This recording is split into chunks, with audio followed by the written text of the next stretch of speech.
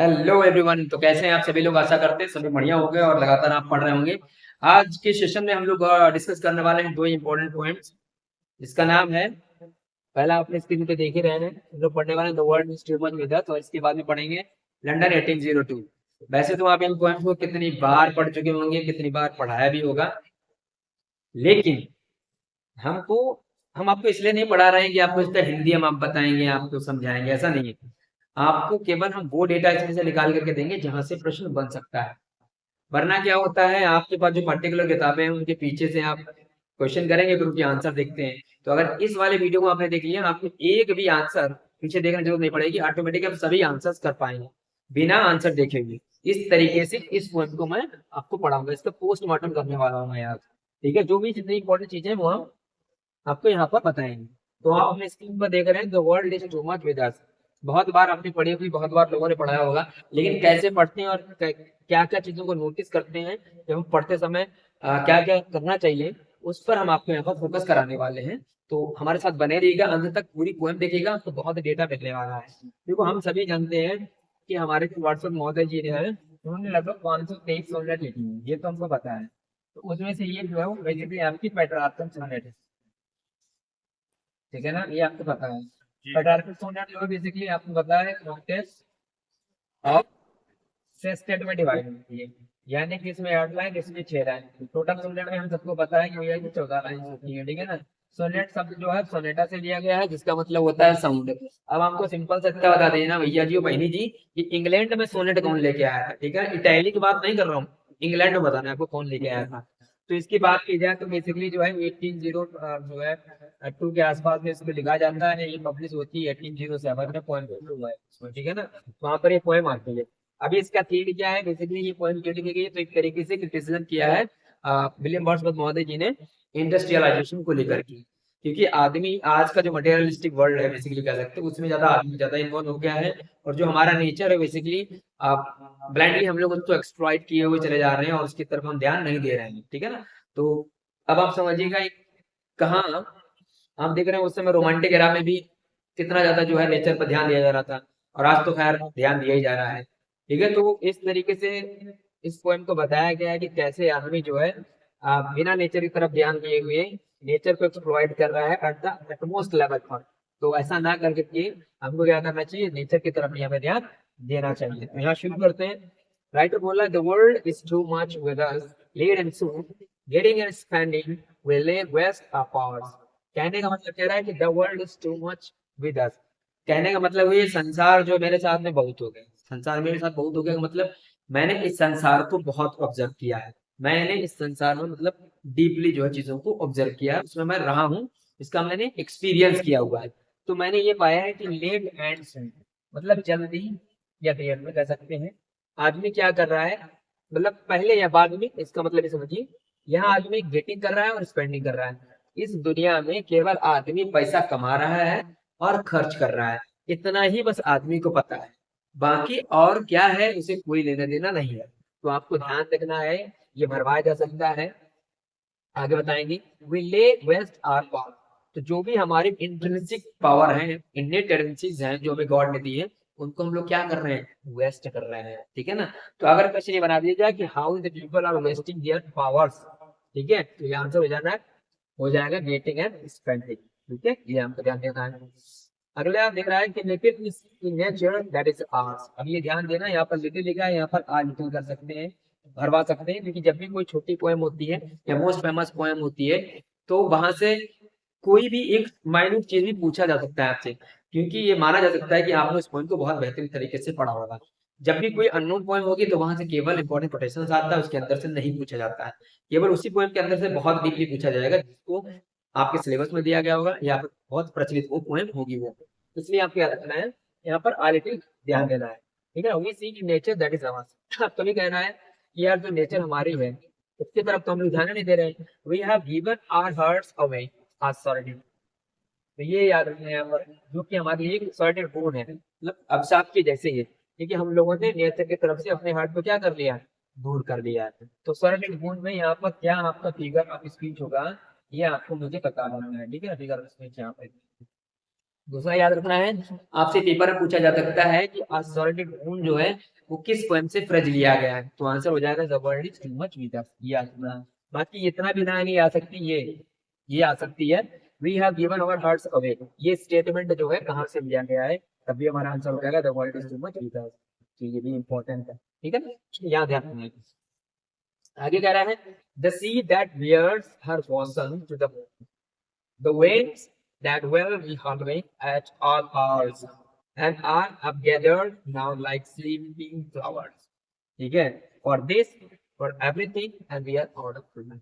कहने का मतलब हुआ अभी ये देखो, प्राकृतिक है, वो प्राकृतिक से प्रेम करती है, देखो ये लिखा है जो सी है, ये क्या कर देता है, एक अपने बॉसम को क्या कर देता है, the sea that reveals her bosom to the moon, मतलब अपना बॉसम खोल देता है मून के लिए, जैसे ऊपर सन मून जो है शाइन कर रहा है, तो आप देखते होंगे सी की जो वेब्स है वो ऊपर की उठती हुई जाती हैं, ठीक है ना, तो उसी परफेक्ट में यहाँ बोल रहा है कि जो सी है वो बेयर कर रहा है अपने बॉसम को मून के लिए। तो एक बताओ, नॉन लिविंग थिंग जो है, नॉन लिविंग थिंग कितना सपोर्ट कर रही है, तो लिविंग थिंग में आते हैं, हमको नेचर से कितना करना चाहिए। बेट जो है, जो किसी जमाने में 8 आवर्स मतलब चला करती थी, यानी कि 24 आवर्स चला करती थी, वो भी अब क्या हो गई, गैदर्ड हो गई है लाइक स्लीपिंग फ्लावर, ये ध्यान देना। अब अगर आपसे ये बता दिया जाए कि how the wind have gathered up, कैसे गैदर्ड हो गई है, तो आपको ध्यान रखना इसके साथ कंपैरिजन की गई स्लीपिंग फ्लावर, ये मोस्ट इंपोर्टेंट फ्लावर्स, ठीक है। और इसके लिए अब सब कुछ के लिए हम लोग क्या हो गए, आउट ऑफ टून हो गए हैं, मतलब हमको नेचर के साथ में हम लोग कम्पीट नहीं कर पा रहे, रन नहीं कर पा रहे हैं, तो ये वाला स्टेटमेंट हो जाएगा we are out of tune, ठीक है, ये मोस्ट इंपोर्टेंट है, we are out of tune, ये हमको समझना है। ये भी आ सकता है, अकेला पूछा जा सकता है, we have given our heart, ये भी अकेला आ सकता है, वी ले वेस्ट आवर फार्मर्स, ये भी इतना आ सकता है, ऐसे एक एक चीज हमको बहुत अच्छी तरीके से समझनी है, ठीक है जी। अब आगे यहाँ पर देखते हैं, आगे कह रहा है it moves us not great Lord I would rather be a pagan second in a creed outward. अब यहाँ पे पॉइंट कह रहा है कि देखो यार, इससे तो बेहतर था कि मैं एक पैगन बन जाऊं। पैगन 4th सेंचुरी में एक प्रकार का रिलीजन हुआ करता था, जो लोग नेचर को काफी ज्यादा इंपॉर्टेंस देते थे।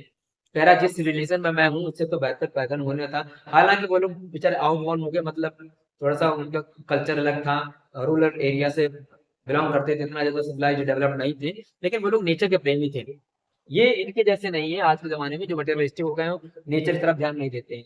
तो वही कह रहा है कि अब ये जो चीजें हमको मूव नहीं करती, हमको कोई फर्क नहीं पड़ता है, इसलिए भगवान हमको फिर से जो है पैगन बना दो, जो कि अब रीड आउट हो गया, मतलब जो अब प्रचलन में नहीं है reason, which is not even important, ठीक है, तो इसको क्या बना दो, पैगन बना दूंगा। अगर आपसे पूछ लिया जाए कि किस प्रकार का जो है कभी किस रिलीजन में कन्वर्ट होना चाहता है, तो their answer will be pagan, ठीक है, पैगनिज्म, याद रखना इस बात को, ठीक। और ये आ सकता है क्रीड आउट वन, किसके लिए टर्म यूज किया गया है, तो ये पैगन के लिए यूज किया गया, ठीक है ना। ये इतनी बात आपको समझ में आ रही होगी। जब हम इस पॉइंट को पढ़ाएंगे उसके बाद में आप लास्टली क्या करेंगे, जो है कमेंट बॉक्स में भी बताएंगे, और आपके जो किताब के पीछे दे रखे एमसीक्यू उनको भी लगा करके बताएंगे कि क्या आप सही से कर पा रहे हैं, नहीं कर पा रहे हैं, बिना आंसर देखे, ठीक। चलो आगे देखते हैं। So might I standing on this pleasant leaf have glimpses that would make me less forlorn। अब इसलिए कह रहा है कि यार मैं इस दुनियादारी से अलग आ गया हूँ, इस प्लेजेंट ली का मतलब होता है चरागा, चरागा में खड़ा हूँ, और ये क्या करता है, मैं यहाँ खड़ा हूँ तो ये मुझे लेस फॉरलॉर्न बना रहा हूँ, मतलब कि मैं यहाँ अकेला महसूस नहीं कर रहा हूँ, क्योंकि मेरे साथ में कौन है, नेचर है, ठीक है। तो अगर प्रश्न ये बना दिया जाए कि where the writer will be less forlorn, कहाँ पर लेस फॉरलॉर्न फील करेगा, तो आंसर हो जाएगा ये इन द प्रेजेंट ली, ठीक है। have sight of Proteus rise from the sea। कारण क्या है, यहाँ पर लिटिल डी में खड़े होकर के जो सी गॉड है प्रोटियस है और आपको ट्यूटन है, ठीक है, इनको वहां से राइज करते हुए देखेगा और ट्यूटन को क्या हॉर्न बजाते ही सुनेगा, ठीक है। तो ये जो चीजें जब ऐसे साइड देखेगा तो राइट लीव में खड़ा है वो अपने आप को कम अकेला पाए, ठीक है। तो ये थी आपकी the world is too much with us poem, जो मैंने आपको यहाँ पर एक्सप्लेन की है। आपको एक चीज और बता देनी है, पेट्रार्कल सोनेट जो होता है उसका राइमिंग स्कीम क्या है, इंग्लिश सोनेट का राइमिंग स्कीम क्या है, वो आपको कमेंट बॉक्स में मेंशन कर देना, ठीक है। अब हम लोग जो है आगे पोएम पढ़ने वाले हैं, इस पोएम का नाम है लंदन 1802। यहाँ से तो कई बार आपने लाइंस पढ़ी होंगी, लेकिन लाइंस तो इम्पोर्टेंट है ही, लेकिन इसके अंदर से अगर प्रश्न आ जाएगा तो हमारी सीधी फंस जाएगी। तो चलिए शुरू करते हैं इस पोएम को भी, देखते हैं। ये भी आपको पता होना चाहिए कि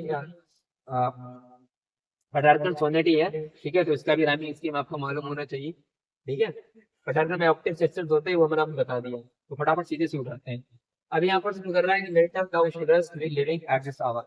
देखो पहली लाइन बता रही है कि मिल्टन महोदय जी आपको इस टाइम पर जीवित होना चाहिए थे। अब ऐसा क्यों बोला होगा? क्योंकि एक जमाने में जो इंग्लैंड था which was highly famous for chivalry, romance, religion, art and culture and literature, है ना। लेकिन आज जो है वहां पर ऐसा कुछ भी नहीं हुआ है, कुछ नहीं रहा है। वहां के लोग जो हैं वो जहां के तहां पर थम गए हैं, मटेरियलिस्टिक चीजों में इन्वॉल्व हो गए हैं। जो किसी जमाने में आर्ट कल्चर लिटरेचर, ठीक है, चिवरली रोमांस के लिए जाना जाता वो सब खत्म हो गया है। अब वहीं पर रुके पड़े हुए हैं। तो आपकी हाईली नीड है कि काश आप आज यहाँ होते तो शायद ये आप अपने वर्क के थ्रू इन लोगों को अवेयर करते, ठीक है, इनको लीड करते, गाइड करते। लेकिन अब आप आज यहाँ है नहीं, तो आपको इंग्लैंड की बहुत ही ज्यादा जरूरत है ना।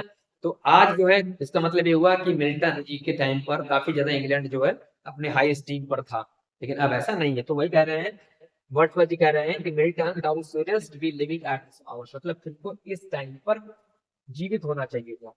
England had need of thee, मतलब हमको इंग्लैंड की जरूरत है, ठीक है। She is a friend or stagnant waters. अब यहाँ पर ये चीज जो लगाया कैसे लगाया गया है, इंग्लैंड के लिए लगाया है, ठीक है, याद रखना। अभी क्या है, आपको इंग्लैंड की बहुत ज्यादा जरूरत है, इसीलिए आपको इस समय पर जीवित होना चाहिए था। क्योंकि जो ये इंग्लैंड है, ठीक है ना, किसी जमाने में इतना फेमस था। यहाँ के लोग क्या हो गए, स्टेगनेंट वाटर के फैन हो गए। अभी स्टेगनेंट वाटर का मतलब, जैसे यहाँ पर सभी जानते हैं, एक रनिंग वाटर होता है, स्टेगनेंट वाटर होता है। रनिंग अगर वाटर होगा तो जितना भी कूड़ा करकट गंदी आएगी वो सब उसके साथ बह के चली जाएगी। अगर वही वाटर कहीं रुका हुआ होगा तो उसमें मार कूड़ा करकट सब एक जगह भरा भरा होगा, तो इससे क्या होगा, उसमें बहुत प्रकार के ऑर्गेनिज्म, इंसेक्ट जो है, हाँ, जन्म लेने लगी, जिससे कई प्रकार की बीमारियां उत्पन्न हो जाएगी। कहने का मतलब एक तरीके से हानिकारक ही है हमारी सेहत के लिए। तो वैसे यहाँ पर है, आज इंग्लैंड जो है जहां के तहां पर रुक गया हुआ है, वो फैन हो गया स्टैंडर्ड वाटर का, ठीक है। Altar swords and pen and far side the heroic wealth of hall and bower have forfeited their ancient English tower. कहने का मतलब समझना, एक एक लाइन जितना पढ़ा है उसके बाद समझना। सबसे पहले अगर आपसे पूछा जाए लंदन 80 पॉइंट, लंदन 80 जो है तो किस वर्ड से स्टार्ट होती है, तो आंसर हो जाएगा मिड, एक मिनट। यानी कि अगर इस तरीके से पूछ रहे हैं ये किसको डेडिकेटेड है, तो मिल्टन को। इस प्रकार के सोनेट है, पटार्कन सोनेट है, ठीक है ना, ये आपको समझना है। ठीक, दूसरा क्या है, अगर आपसे पूछा जाए she is a fen of standing standard water, तो सी किसके लगाया गया, मिल्टन के लगाया गया। ये लाइन अगर आपकी आ जा रही है यहाँ से यहाँ तक, तब भी आपको बताना London 1802। Milton of suggest to be living at this hour पूछा जाए कहाँ से लिया गया, तब भी आंसर हो जाएगा 1902। अब आपको सबसे ध्यान रखना है, आपसे भरवाया जा सकता है, तो वर्ड बाय वर्ड आपको ध्यान देना है, एक एक वर्ड को ऑर्डर में लगाना है। इसमें लगाएंगे अल्टर पहले है, फिर आपको ध्यान है स्वार्ड, फिर पेन। अल्टर का मतलब यहाँ पर रिलीजन से है, स्वार्ड का मतलब ज्वेलरी से है, पेन का मतलब राइटर से है, ठीक है। फार साइड का मतलब हम कह सकते हैं एक तरीके से रोमांस और उस तरीके की चीजें इससे है। और हेरोइक वेल्थ जो है वो भी आप समझ रहे हैं, हेरोइक तो नाम भी समझ रहे हैं, जो भी एक जमाने में चिल्ले रोमांस, ठीक है, राइटर, आर्ट, कल्चर, लिटरेचर में जाना जाता है, वैसा कुछ नहीं है। सब क्या कर दिए, फॉरगेटेड देयर एंशिएंट इंग्लिश का वर्ड, जो किसी जमाने में इंग्लैंड जो इंग्लैंड था वो इससे भरा हुआ था, आज वो क्या फॉरगेटेड हो गया, मतलब सब झूठ, खत्म हो गया सब। तो ऑफ इनवर्ड हैप्पीनेस, ठीक है, वी आर सेल्फिश मैन, ये मोस्ट इंपॉर्टेंट लाइन लगाओ, ये लगाओ, वी आर सेल्फिश मैन, ये कहाँ से ली गई है, तो ये ली गई लंदन 1802 से। वो कह रहा है कि अभी जितने भी हम लोग हैं सब सेल्फिश मैन हो गए हैं, वो रेज अस अप, अब कह रहा है उनसे आह्वान कर रहा है मिल्टन जी से, वर्ड्सवर्थ जी कह रहे हैं कि हम लोगों को यहाँ से रीच करो, उठाओ, रिटर्न टू अस अगेन, जो ग्लोरी हम लोगों को पहले प्राप्त थी आप हम लोगों को वहीं पर फिर से लेकर के आओ, ठीक है ना। तो ये भी लाइन इंपॉर्टेंट है यहाँ से, ये, ठीक है। एंड गिव अस, अब यहाँ पर पूछा जाए कि which thing was not urged to Milton in the poem London 1802 by William Wordsworth, कौन सी रिस्टोर कराने के लिए, किस चीज को रिस्टोर कराने के लिए मिल्टन जी को अर्ज नहीं किया है वर्ड्सवर्थ जी ने 1802 वाली पोएम, लंदन 1802 वाली पोएम। तो देखो पहले नंबर में कह रहे हैं मैनर हमको चाहिए, दूसरा कह रहे हैं हमको बच्चों भी चाहिए, फ्रीडम भी चाहिए, पावर भी चाहिए।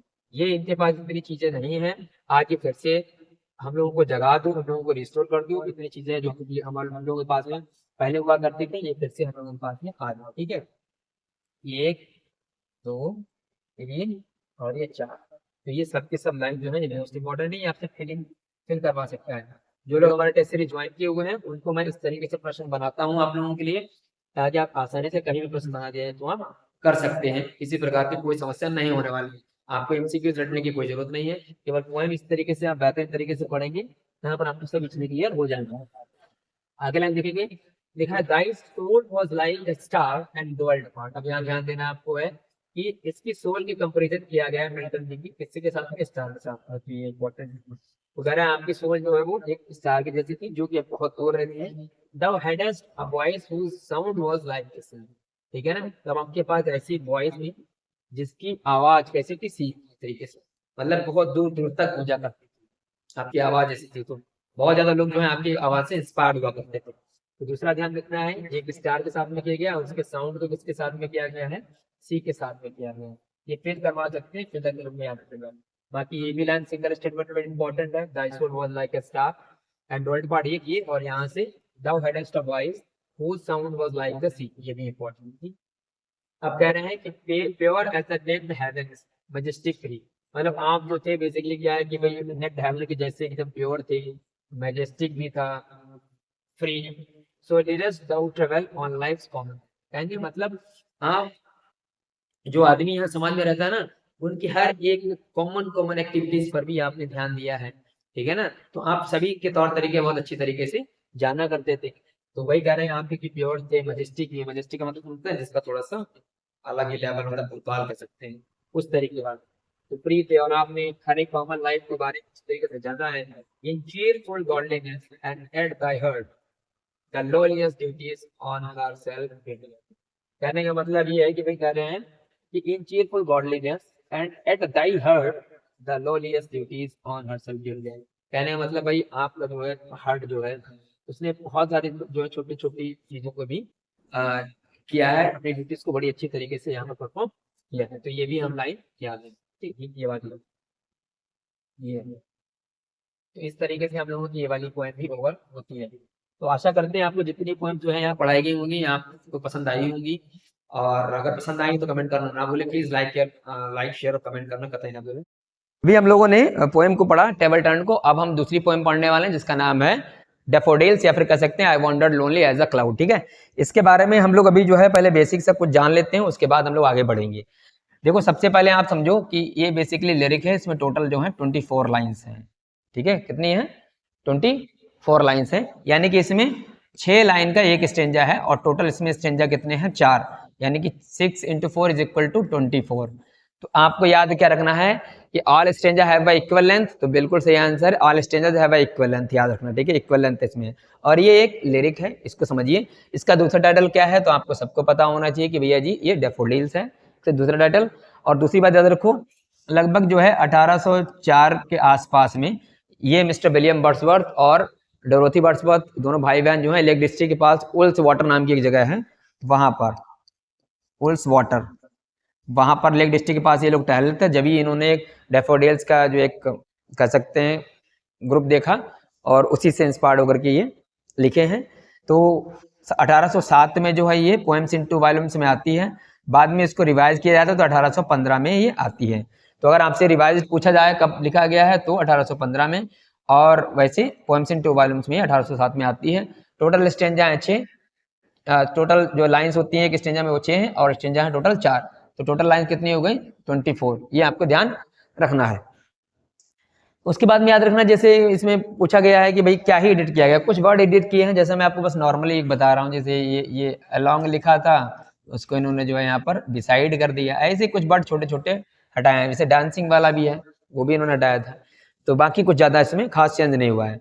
तो अब हम लोग इसको पोएम को इस तरीके से पढ़ेंगे कि हमारे एग्जाम में क्या पूछा सकता है, उसको हम लोग यहाँ से इस पोएम के अंदर से उस डेटा को कलेक्ट करेंगे। ठीक है, जैसे अभी आपने पीछे वाली पोएम देखी होगी हमारी, इसको जिस तरीके से मैंने पढ़ाया उसका पोस्टमार्टम किया, इसका भी करेंगे।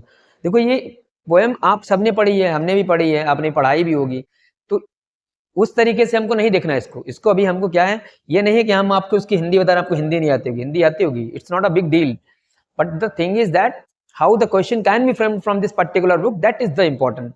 The explanation of the poem is not important, but the important thing is that from where and how the question can be frame, ठीक है, वो चीज मैं आपको बताऊंगा। तो चलिए शुरू करते हैं। यहाँ पोएट कह रहा है कि I wandered lonely as a cloud that floats on high over vales and hills when all at once I saw a crowd a host of golden daffodils. ठीक है, इसको देखेंगे। एक याद रखना, अगर आपसे पूछा जाए डैफोडिल्स जो है किस प्रोनाउन के साथ स्टार्ट होता है, तो आपको याद करना है आई के साथ, यानी कि फर्स्ट पर्सन प्रोनाउन। देखिए मैं आपको स्टैंडर्ड प्रकार से चीज़ों को बता रहा हूँ, अगर प्रश्न बनाएगा तो इस तरीके से बना सकता है। जो लोग हमारे साथ नए जुड़े हैं वो अभी हमारे बारे में जानते नहीं है, अगर मैंने कहा इस प्रकार से प्रश्न बन सकता है तो बनता है। ये जो पॉलिटेक्निक लेक्चरर वाला एग्जाम हुआ था उसमें मैंने जिस तरीके से प्रश्न बताया था उसी तरीके से आता है, बात समझ रहे हैं। तो एक एग्जामिनर का क्या एनालिटिकल माइंड हो सकता है, किस तरीके से फ्रेम कर देगा, वही आपको सोचना है। अगर मैं अभी इस पोएम से पेपर में मतलब इस पोएम से मैं अभी क्वेश्चन फ्रेम करूंगा तो आप देखेंगे आधे ज़्यादा आपकी सीढ़ी फंस जाएगी, तब आपको लगेगा कि यार इस तरीके से मैंने इसको कभी सोचा ही नहीं। तो उस तरीके से आपको सोचना चाहिए, बीइंग एस्पायरेंट्स, ठीक है ना। चलो, और यार एक बात समझ में नहीं आ रही है, मैं मतलब आपके लिए काहे ये कर रहा हूँ सब फ्री फंड में, इतना टाइम मेरे पास में है। हाँ, इसलिए कर रहा हूँ कि आपका सिलेक्शन होना चाहिए, और अगर आप हमारे वीडियो देख रहे हैं तो आपकी रिस्पॉन्सिबिलिटी क्या है, इसको लाइक करें, कमेंट करें और शेयर भी करें। ये मैं फिर बता रहा हूँ, जिस तरीके से मैं बताऊंगा अभी उस तरीके से आपको कोई बताएगा नहीं, इसीलिए अगर नहीं पता है तो पोएम का नाम डाल लेना और नोट्स बना लेना, ठीक है। चलो, तो मैंने कहा इसमें फर्स्ट पर्सन का प्रोनाउन है, आई से शुरुआत होती है, तो कहता है I wonder lonely as a cloud. मैं एक मतलब लोनली क्लाउड के जैसे टहल रहा था, तो यहाँ पर समझना है एज अ क्लाउड, ठीक है। एक याद रखना, अगर मैं वैसे पूछूंगा आपसे कि how many similes has been used in the poem daffodils, कितनी सिमिली यूज हुई हैं, ये भी याद रखना आपको। तो पहला आपने देख लिया, ठीक है ना। और आप पोएट ने किसके साथ कंपैरिजन किया है अपने आप को, how the poet was wandering, तो आंसर हो जाएगा लाइक अ क्लाउड, ठीक है। ये पहला क्वेश्चन बना दिया। That floats on high over vales and hills, ये बिल्कुल उस क्लाउड के जैसे जो है घूम रहे थे, जैसे कि एक क्लाउड जो है वेल्स के ऊपर और हिल्स के ऊपर फ्लोट कर रहा था। तो व्हेन ऑल एट वंस, तभी अचानक क्या होता है, कहते हैं कि आई सा अ क्राउड, मैंने एक भीड़ देखी, a host of golden daffodils. अब a host of golden daffodils का मतलब एक कोई ग्रुप पार्टिकुलर, ऐसा लग रहा हो कि ये होस्ट कर रहा हो डैफोडिल्स की एक लंबी सी कतार लगी हो, तो एक होस्ट को देख लिया गोल्डन डैफोडिल्स को। अब आपको इसमें बताना है, मुझे कमेंट बॉक्स में देखते हैं कौन बताएगा what is the figure of speech. इस लाइन में बताओ फिगर ऑफ स्पीच क्या है, अ होस्ट ऑफ गोल्डन डैफोडिल्स, ठीक है, ये लाइन। तो इन्होंने होस्ट देख लिया गोल्डन डैफोडिल्स का, याद रखना, ठीक है। अब अगर आपसे प्रश्न बना दिया जाए where the poet have where the poet saw a host of golden daffodils, कहां देखा, फंस गए ना सीढ़ी, पता लगेगा नीचे देखो। तो कह रहा है beside the lake and beneath the trees, कहां देखा भैया जी, ट्री के नीचे और लेक के पास में, यहाँ पर। और कौन सी चीज थी वो, वुल्स वाटर, याद रखना ये चीज। तो यहाँ देखा फ्लूटरिंग कर रहे थे एंड डांसिंग कर रहे थे। एंड व्हेन द पोएट सा अ host of golden daffodils what was the position of daffodils, क्या था, क्या थी मतलब उनकी पोजीशन, तो फ्लूटरिंग कर रहे थे और डांसिंग कर रहे थे। इस प्रकार से प्रश्न बना दिया हवा में, ब्रिज का मतलब ठंडी ठंडी हवा, टिंग टिंग। अब अगला बोल रहा है continuous as the stars that shine and twinkle on the milky way. अब किस प्रकार से ये भैया जी शाइन कर रहे थे, जैसे कि एक स्टार मिल्की वे में शाइन करता है, वैसे ही डैफोडिल्स भी चमक रहे थे। समझ रहे हो कि नहीं, चलो अभी आपको यहां पर देना है, this is the second time the poet has used the simile, and here in the line you can see the poet is just making the comparison of daffodils with stars। यहाँ पर किसके साथ में किया गया है मेरे भाई, मेरे भैया जी बहनी जी, स्टार के साथ में, ठीक है ना। तो ये दो सिमिली हो गई आपकी, ठीक है। चलो, they stretched in never ending line along the margin of way मगर आप समझे रहे खाड़ी होता है, तो ये इस प्रकार से फैले हुए थे, ऐसा लग रहा हो कि इनकी कभी लाइन खत्म ही नहीं होगी, ठीक है ना। तो हाउ देवर स्ट्रेच्ड, तो they stretched in never ending lines, याद रखना ये नेवर एंडिंग लाइन है, याद रखना, ठीक है। 10,000 saw I at a glance tossing their heads and sprightly dance। अब ये कह रहे हैं कि एक ही झलक में इन्होंने 10,000 देख लिए, जो उनका सिर जो था वो टॉस कर रहा था। टॉस का मतलब होता है उछलना। अब यार अब ऐसा तो नहीं सिक्का उछाल दिया मतलब हवा चल रही होगी और ऐसे ऐसे कर रहे हैं डिंग डिंग डिंग डिंग, ऐसे कर रहे होंगे, है कि नहीं। तो ये 10,000 वाला तो आप समझ ही रहे हैं कि इसमें कौन सा फिगर ऑफ स्पीच होगा। चलो ये भी बता ही दो यार, मतलब क्या ही है इसका, बता ही दो कौन सा फिगर ऑफ स्पीच होगा, ये तो पता ही होगा। तो जो जो मैंने चीजें बताई हैं अभी तक आपने 2 बार सिमिली देखी, एक बार क्लाउड के साथ, एक बार स्टार के साथ कंपेरिजन किया गया है। हाँ, the waves beside them danced, और उसके बगल में जो वेव्स थी वो भी क्या कर रही थी, डांस कर रही थी। But they outdid the sparkling waves in a glee, ठीक है, और वो उसी वेव्स में स्पार्कलिंग कर रहे थे। ग्ली का मतलब होता है ऐसा लग रहा हो कि मानो कि खुश हो। अब ये इंपॉर्टेंट लाइन है कि a poet could not but be gay in such a jocund company, मतलब ये जो आपने क्राउड देख लिया है, इस क्राउड में इनकी कंपनी के साथ ऐसा कौन सा कवि होगा जो इनको देख करके खुश नहीं होगा। ऑब्वियसली सभी हो जाएंगे। तो आपको बताना है a poet could not but be gay, ये भरवा सकता है तो यहाँ देना गे, ये का मतलब होता है हैप्पी, ठीक है। इन सच अ जोकंड कंपनी, सुखद कंपनी में ऐसा अगर कोई देख लेगा तो कौन खुश नहीं होगा, तो ये लगा लो मोस्ट इंपॉर्टेंट, ठीक है। अभी स्काईलार्क जब पढ़ेंगे उसमें भी आपको कंफ्यूजन होगा, इसलिए ये वाली लाइन आपको याद रखना, डैफोडिल से लेगी, मोस्ट इंपॉर्टेंट है। अभी कह रहे हैं जब इन्होंने देखा तो I gazed and gazed but little thought what wealth the show to me had brought.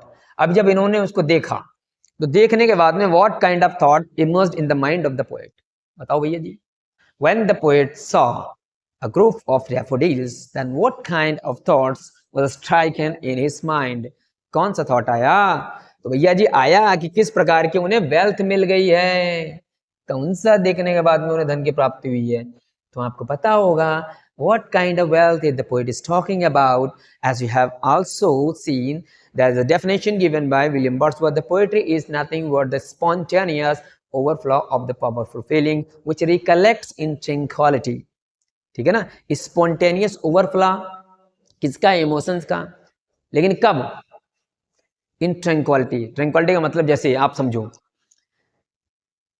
कोई भी व्यक्ति गाना कैसे गाने लगता है, आप उसको पता भी नहीं लगेगा वो गुनगुनाने लगा है। आपने देखा होगा कई बार, आप भी, आपको भी पता नहीं कि आप गाने लगे हो। तो ऐसा कब होता है, जब हमारी भावनाएं, हमारी इमोशंस ओवरफ्लो होने लगती हैं और हम बहुत खुश होते हैं, उसी समय हम डांस करने लगते हैं, गाना गाने लगते हैं, क्योंकि हमारी इमोशंस आउट ऑफ कंट्रोल हो गई। और ये कब होगा, जब आपका माइंड शांत होगा मेरे भैया। शांत नहीं होगा तो कहा है गाना बगल गया में डीजे बजता रहता हो नहीं, आप वहाँ पर कुछ जो है इम्पैक्ट पड़ेगा आपके ऊपर। आपका माइंड शांत होगा, आप हैप्पी होंगे, उस समय आपकी पुरानी यादें जब आएंगी तो आप ऑटोमेटिकली हंसने लगेंगे, ऑटोमेटिकली आप गाने लगते हैं। तो वही चीज़ बता रहा है। तो किस प्रकार का आप जब कह रहे हैं हमको मिल गया वेल्थ, क्योंकि I guessed and guessed but little thought, थोड़ा सोचा, याद रखना भैया जी, बट लिटिल थॉट लिखा यहाँ पर है, और यहाँ कर सकते हैं थॉट लिखवा सकते हैं, तो और थॉट नहीं है मेरे भैया, केवल लिटिल थॉट है। तो फॉर ऑफ्ट यानी often, when on my couch line, ये समझिए, this is the definition which justifies the definition of poetry which was given by Mr. William Wordsworth. The poetry is nothing but the spontaneous overflow of powerful feelings which recollects in tranquility. अगर आपसे ये प्रश्न पूछ लिया जाए कि justify the definition of William Wordsworth, क्या कैसे जस्टिफाई करेंगे, तो आपको यही लाइन छाप देनी है। यहाँ देखेंगे आप, अब ये कह रहे हैं कि for often when on my couch I, जब भी मैं अपने सोफे पर लेटा होता हूँ, इन अ वैकेंट और इन अ पेंसिव मूड, जब मन उदास हो, खाली खाली सा महसूस हो, और उस समय जब मैं अपने सोफे पर लेटा होता हूँ, तब मुझे मेरी पुरानी यादें याद आती हैं। आपके साथ में भी होता है, जिसके साथ होता है बताना। तो दे flash upon that inward eyes, मतलब अब ये सोफे पर लेट गए, आंखें बंद कर ली, और जो उन्होंने वहां पर देखा था उसी को ये याद कर रहे हैं। याद करते क्या करेंगे, which is the bliss of solitude. तो ये जो चीज है, ये जो दृश्य देखा था, वो इनके लिए एक ब्लिस बन जाता है इनके सॉलिट्यूड में, मतलब अकेलेपन में। And then my heart with pleasure fills, तभी इनका जो मन है, ठीक है, वो भर जाता है प्लेजर से, दिल भर जाता है।